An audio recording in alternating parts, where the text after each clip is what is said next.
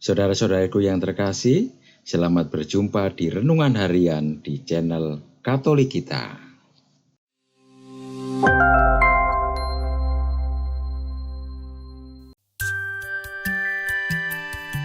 Hari ini, Sabtu, 25 Mei 2024, Pekan Biasa ke-7. Bacaan pertama. Bacaan diambil dari surat Rasul Yakobus, bab 5, ayat 13 sampai dengan 20. Saudara-saudara, kalau di antara kalian ada yang menderita, baiklah ia berdoa. Kalau ada yang bergembira, baiklah ia menyanyi. Kalau di antara kalian ada yang sakit, baiklah ia memanggil penatua, supaya mereka mendoakan dia, serta mengurapinya dengan minyak demi nama Tuhan. Dan doa yang lahir dari iman akan menyelamatkan si sakit, dan Tuhan akan membangunkan dia. Dan jika ia telah berbuat dosa, maka dosanya itu akan diampuni. Karena itu, hendaklah kalian saling mengaku dosa dan saling mendoakan, supaya kalian sembuh. Doa orang benar, bila dengan yakin didoakan, sangat besar kuasanya. Elia adalah manusia biasa, sama seperti kita. Ketika ia bersungguh-sungguh berdoa supaya hujan jangan turun, maka hujan pun tidak turun di bumi selama 3 tahun 6 bulan. Lalu ia berdoa pula, dan langit menurunkan hujan, dan bumi pun mengeluarkan hasilnya. Saudara-saudara, jika ada di antara kalian yang menyimpang dari kebenaran, dan ada orang yang mau mengantarkan dia berbalik, ketahuilah, barang siapa membuat orang berdosa berbalik dari jalannya yang sesat, ia akan menyelamatkan jiwa orang itu dari maut dan menutupi banyak dosa. Demikianlah sabda Tuhan. Syukur kepada Allah. Bacaan Injil. Bacaan diambil dari Injil Suci menurut Markus, bab 10, ayat 13 sampai dengan 16. Sekali peristiwa, orang membawa anak-anak kecil kepada Yesus supaya ia menjamah mereka. Tetapi murid-muridnya memarahi orang-orang itu. Melihat itu, Yesus marah dan berkata kepada mereka, "Biarkanlah anak-anak itu datang kepadaku. Jangan menghalang-halangi mereka. Sebab orang-orang seperti itulah yang empunya kerajaan Allah.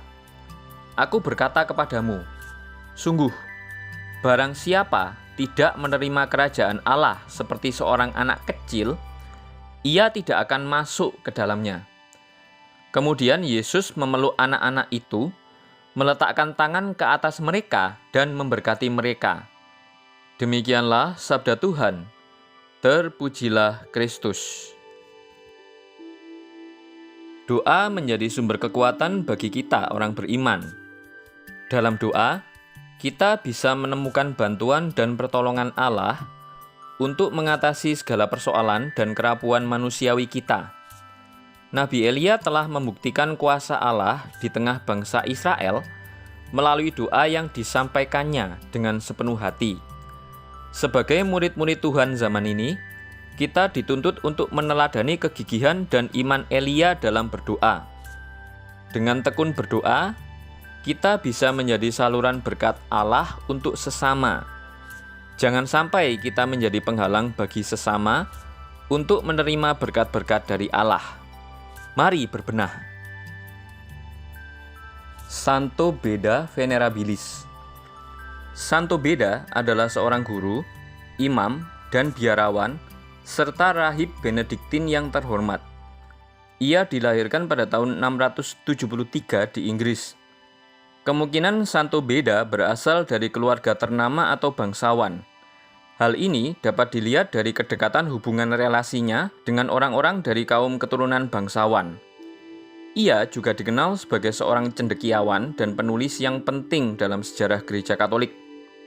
Salah satu karyanya yang paling terkenal adalah Historia Ecclesiastica Gentis Anglorum, atau sejarah gereja pada bangsa Inggris, yang merupakan salah satu sumber utama informasi tentang sejarah awal Inggris.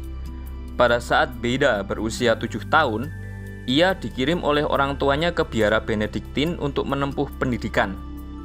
Seiring berjalannya waktu yang ia lalui di dalam biara tersebut, ia merasa begitu mencintai kehidupan membiara. Pengalaman itulah yang kelak berkesan baginya dan mendorongnya untuk menjadi seorang biarawan. Sejak ia menjadi seorang biarawan, Santo Beda memiliki kecintaan yang mendalam kepada kitab suci. Baginya, membaca dan merenungkan serta mendalami kitab suci merupakan sumber sukacita. Apa yang ia baca dan dalami serta renungkan selalu dibagikan dalam pengajarannya kepada saudara-saudara dan murid-muridnya, bahkan hingga menjelang wafatnya. Kecintaannya pada kitab suci juga terlihat pada kerinduan dan usahanya dalam menerjemahkan Injil Yohanes ke dalam bahasa Inggris. Santo Beda memiliki kepedulian terhadap sesamanya di biara, juga orang Kristiani pada umumnya. Ia berjuang untuk menerjemahkan teks-teks gereja berbahasa Latin ke dalam bahasa Inggris agar umat Kristiani yang ada di sekitarnya dapat memahami iman mereka. Santo Beda meninggal dunia pada 26 Mei 735 di kamarnya dan dimakamkan di Katedral Durham, Inggris. Santo Beda dikanonisasi pada 1899 oleh Paus Leo ke-13 dan digelari sebagai pujangga gereja. Refleksi, belajar, mengajar, dan menulis senantiasa merupakan suatu sukacita bagiku. Dikutip dari Santo Beda Venerabilis. Tulisan oleh Frater Gregorius Adelbrecht Sinaga, Occam. Bersatu dalam inisiatif Allah.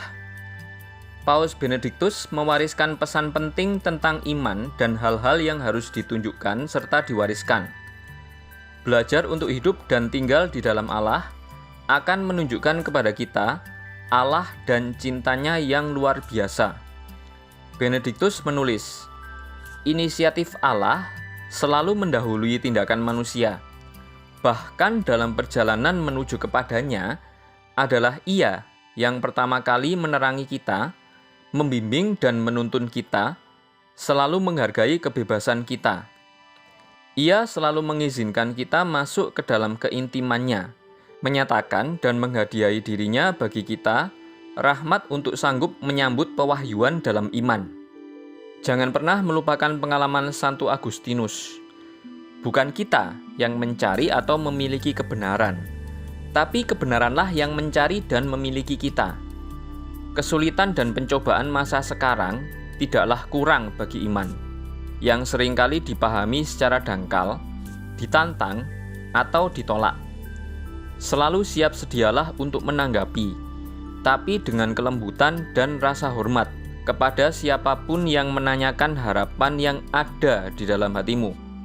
Diambil dari 1 Petrus bab 3 ayat 5. Pada waktu kita sekarang, terdapat fenomena yang berbahaya bagi iman. Ada fakta sebuah bentuk ateisme yang kita definisikan sebagai praktis, yang tidak menolak kebenaran-kebenaran iman atau ibadah-ibadah religius, tetapi dengan mudah menganggap itu semua tidak relevan dengan kehidupan sehari-hari, terlepas dari hidup, tidak berguna. Seringkali, kemudian orang-orang percaya kepada Allah dengan cara yang mudah, tetapi hidup seolah-olah Allah tidak ada, atau esti Deus non daretur. Pada akhirnya, cara hidup seperti ini lebih menghancurkan, karena membawa kepada sikap acuh tak acuh terhadap iman dan pertanyaan mengenai Allah. Marilah kita berdoa. Allah Bapa, Putra dan Roh Kudus, terangilah budi dan hatiku, jiwa dan ragaku, agar lebih bersemangat dalam melakukan hal-hal baik yang berkenan kepadamu, maupun menjalani hidup doa sebagaimana yang Engkau ajarkan dengan iman, harap, dan kasih yang berasal darimu. Rahmat ini kumohon demi Kristus, Tuhan dan penyegar jiwaku. Amin. Saudara-saudari yang terkasih, Terima kasih atas kebersamaannya dalam renungan harian ini. Kita jumpa lagi di renungan harian berikutnya. Berkah dalam.